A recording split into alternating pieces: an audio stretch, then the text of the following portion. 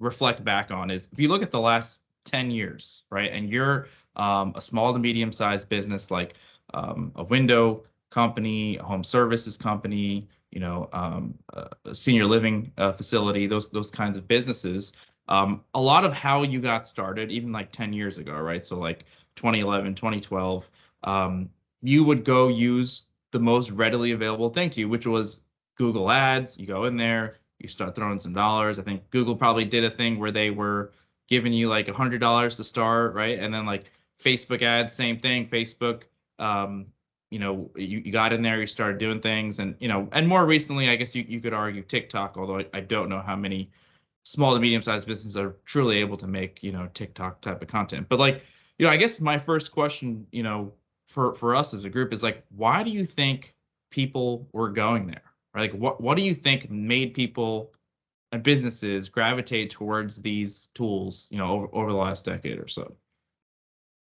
Are you speaking specifically to the ads on these platforms? Yeah, yes. Yeah. Like why as a window business, right? Yeah. Why were you flocking to Google ads and Facebook ads and maybe more recently TikTok ads? Yeah, I think it obviously has to do with instant traffic, instant leads. Before there were really paid search, really all you had was the organic listings, right? I mean, even before Facebook, Facebook didn't even have ads for the longest time. So Yeah. you could post about your business organically there for a while. The reach was okay. But for the most part on Google, it was all organic traffic. And in the early days, like when I was involved in that, a lot of it was due to manipulation of the search engines, right? So those people that, had the money that could manipulate, create a ton of content, build phony links and things like that would, even stuffing a page with doors and windows, doors and windows, doors and windows on a HTML page, and then whiting out the text so you couldn't actually see it, but it was there. The bots could still read it.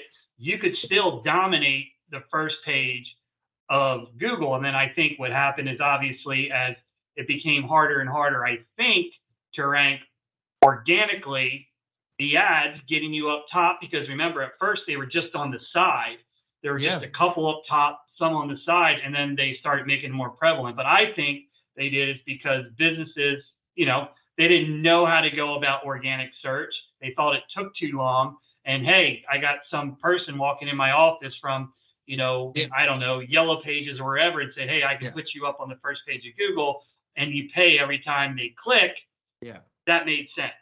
Yeah. I mean, Facebook and Google, they were easy, 10 years ago. Even now, you put your credit card in, you pick who you want, you can checkbox who you don't want. And it made it really approachable and easy, rather than if you were a small business, hiring an agency, trying to navigate that relationship, paying a lot of money, paying fees.